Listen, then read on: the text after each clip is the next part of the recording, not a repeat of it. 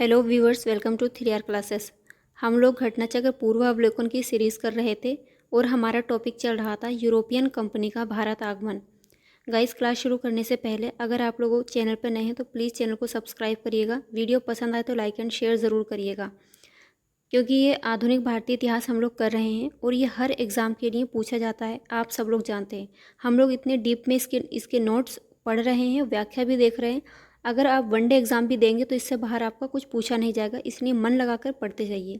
चलिए शुरू करते हैं। आज का पहला सवाल है, निम्न यूरोपीय शक्तियों ने भारतीय व्यापार में समय समय पर प्रवेश किया।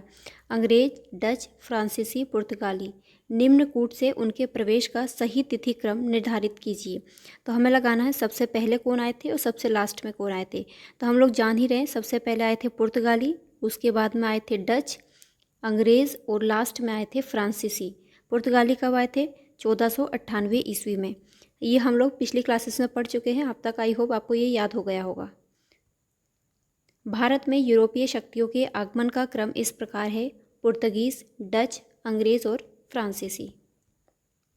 सूची 1 को सूची 2 से सुमेलित करना है। पौंडीचेरी है और इधर सूची 2 दी गई है, पौंडीचेरी, गोवा, ट्रांकेबार, सद्रास। देखेंगे पौंडीचेरी में कौन आया था? ये पुर्तगीज़ आए थे। गोवा में कौन थे? ये थे फ्रेंच। ट्रांकेबार में थे डेनिस या डेन और सद्रास में थे डच। इस प्रकार हमारा सही आंसर क्या हो जाएगा? 3 2 4 1। 3 2 4 1। 3 2 4 1 किधर गया? सॉरी, 2 3 4 1। पौंडीचेरी में फ्रेंच थे, गोवा में पुर्तगीज, ट्रांकेबार में डेनिस या डेन, सद्रास में डच थे। उस क्षेत्र की पहचान करें जहां से यूरोप वासियों को सर्वोत्तम शोरा और अफीम प्राप्त होता था। सारे लोग जानते हैं, बिहार से अफीम और शोरे की प्राप्ति इन लोगों को होती थी। अंग्रेजी शासनकाल में भारत का कौन सा क्षेत्र अफीम उत्पादन हेतु प्रसिद्ध था? बिहार। अंग्रेजी शासनकाल में बिहार अफीम उत्पादन हेतु प्रसिद्ध था। निम्नलिखित यूरोपियों में से कौन सा एक स्वतंत्रता पूर्व भारत में व्यापारी के रूप में सबसे अंत में आए थे? कौन सबसे अंत में आए थे? फ्रांसीसी सबसे अंत में आए थे और पुर्तगाली सबसे पहले आए थे। 16वीं से 17वीं शताब्दी में यूरोप के अनेक राष्ट्रों के व्यापारी समय समय पर व्यापार के उद्देश्य से भारत में आए। इन यूरोपियों में सबसे पहले 1498 ईस्वी में पुर्तगाली, 1605 ईस्वी में डच, 1608 ईस्वी में अंग्रेज और 1664 ईस्वी में फ्रांसीसियों का आगमन हुआ। इस प्रकार उपयुक्त विकल्पों में भारत आने वाले व्यापारियों में सबसे अंत में फ्रांसीसियों का आगमन हुआ। निम्नलिखित में से किन स्थानों पर डचों ने अपने व्यापारिक अड्डे स्थापित किए थे?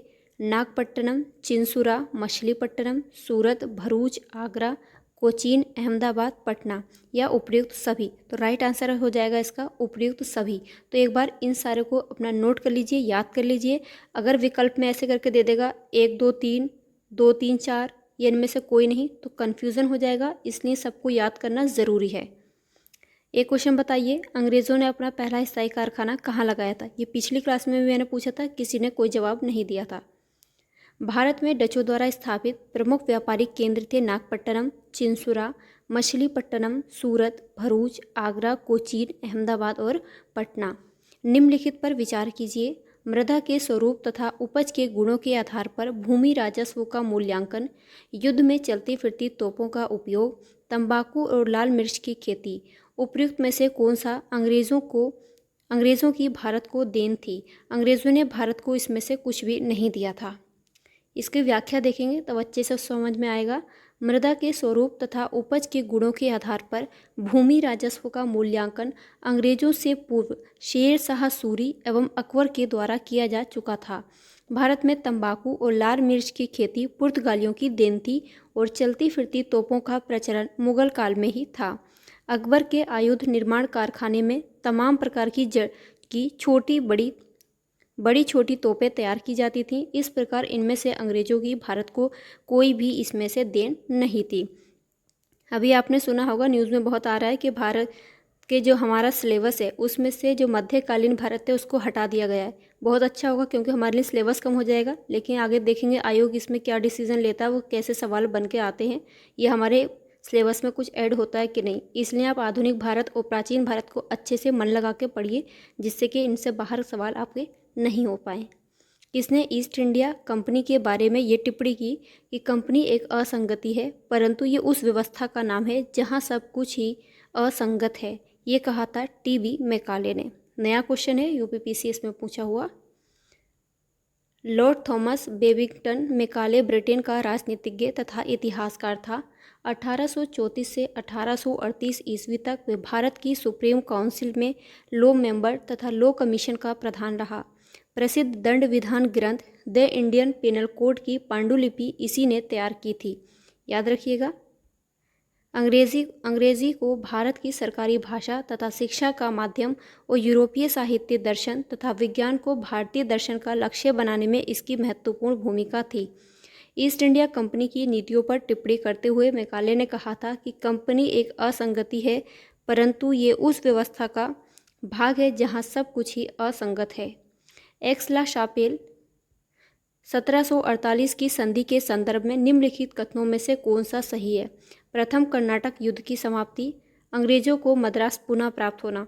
कल की क्लास में बताया था पहला कर्नाटक युद्ध 1746 से 1748 के बीच में हुआ था और पहला कर्नाटक युद्ध की जो समाप्ति हुई थी वो 1748 में एक्सला शापेल की संधि के साथ हुई थी और इसमें ही अंग्रेजों को पुनः मद्रास प्राप्त हो गया था।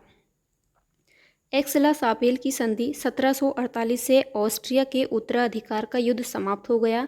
यूरोप का युद्ध बंद होते ही कर्नाटक का प्रथम युद्ध समाप्त हो गया तथा मद्रास अंग्रेजों को पुनः प्राप्त हो गया। अतः कथन 1 और 2 दोनों ही सही हैं। क्वेश्चन इस प्रकार भी बन सकता है कि पहला कर्नाटक युद्ध कब हुआ था? तो याद रखिएगा 1746 से 1748 पूछेगा पहला कर्नाटक युद्ध किस संधि के साथ समाप्त हुआ था? तो एक्सला शापेल की संधि 1748। नेक्स्ट क्वेश्चन है, भारत में अंग्रेजों की सफलता तथा फ्रांसीसियों की असफलता के कारण के संदर्भ में निम्न कथनों में से कौन सा से सही है? अंग्रेजों को बंगाल विजय से अपार धन एवं जनशक्ति का मिलना, अंग्रेजों की बेहतर नौसैनिक ताकत। नीचे दिए गए कूट में सही उत्तर का चयन करना है, तो राइट आंसर इसमें से हो जाएगा। दोनों ही कथन बिल्कुल सही है। कल की क्लास में भी ये हमने देखा था। भारत में अंग्रेजों की सफलता के कई कारण थे। इसमें अंग्रेजों की बेहतर नौसैनिक ताकत, बंगाल पर नियंत्रण से अपार जनधन की प्राप्ति, कंपनी की विभिन्न इकाइयों में समन्वय योग्य नेतृत्व आदि थे, जिससे कि अंग्रेजों को यहाँ पर सफलता मिली और फ्रांसीसी उसमें असफल हो गए। गाइज, आज हमारा ये टॉपिक कंप्लीट हो जाता है। अगर आप लोगों ने इसके पहले की वीडियो नहीं देखे तो आप जाके उसको अपना कवर कर सकते हैं। अगली क्लास में हम मिलेंगे। ईस्ट इंडिया कंपनी और बंगाल के नवाब हमारा टॉपिक रहेगा। तब तक के लिए अपना ख्याल रखिए, पढ़ते रहिए। वीडियो पसंद आए तो लाइक एंड शेयर ज़रूर करिएगा। कामयाबी ज़रूर मिलेगी। बाय।